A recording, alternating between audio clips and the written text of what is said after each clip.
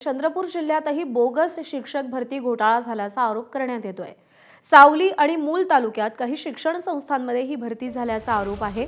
सिद्धार्थ रामटेके या तक्रारकर्त्याने या संदर्भात विभागीय शिक्षण उपसंचालक कार्यालय नागपूर यांच्याकडे तक्रार केली आहे। सावली येथील सिद्धार्थ हायस्कूल आणि मूल येथील इंदिरा गांधी हायस्कूल ही दोन नावे तक्रारीत आहेत। या दोन विद्यालयांमध्ये गांधी हायस्कूल तक्रारीत म्हटलंय, संस्थेचा वाद न्यायप्रविष्ट असताना प्रत्येकी 25 लाख रुपये घेऊन 5 शिक्षकांची नेमणूक केल्याचा आरोप आहे। या प्रकरणात राज्य शिक्षक परिषदेचे कार्याध्यक्ष नागो गाणार यांनी चौकशीची मागणी केली आहे।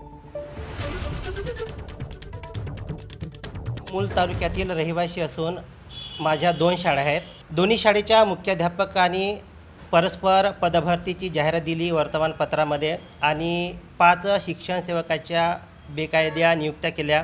आमच्या तक्रारी होत्या शिक्षणाधिकाऱ्याकडे तत्कालीन यांना वैयक्तिक मान्यता देण्यात येऊ नये, परंतु आर्थिक गैरव्यवहारातून त्यांनी वैयक्तिक मान्यता देऊन शासनाची फसवणूक केलेली आहे। प्रत्येकी उमेदवाराकडून जवळपास 25 लाख रुपये मुख्याध्यापकांनी घेतलेले आहेत आणि तत्कालीन शिक्षणाधिकारी माध्यमिक सौ कल्पना चव्हाण यांच्याशी संगनमत करून त्यांना वैयक्तिक मान्यता प्रदान केलेली आहे।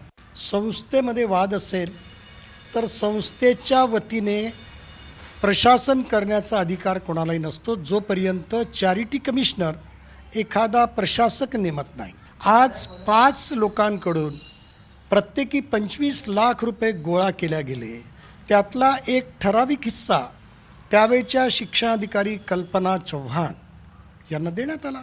25 लाखाचे वाटेकरी हे सगळे आहेत। शिक्षणाधिकारी आहे, शिक्षण उपसंचालक आहे, ते संबंधित शाळेचे मुख्याध्यापक आहेत।